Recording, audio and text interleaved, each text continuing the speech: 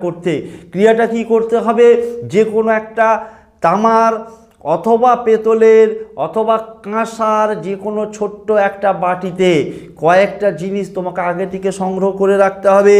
Number 1 হচ্ছে অল্প পরিমাণে বাজার থেকে একটু কাঁচা হলুদ কিনে রাখবে। নাম্বার 2 হচ্ছে ভীমসেনা কর্পূর। যে কোনো স্ট্যান্ডার্ড দশকর্মার দোকানে গিয়ে বলবে যে আমাকে একটু ভীমসেনার কর্পূর দিন, হয়তো একটু দাম বেশি নেবে কিন্তু পরিমাণে অল্প হলেই হবে।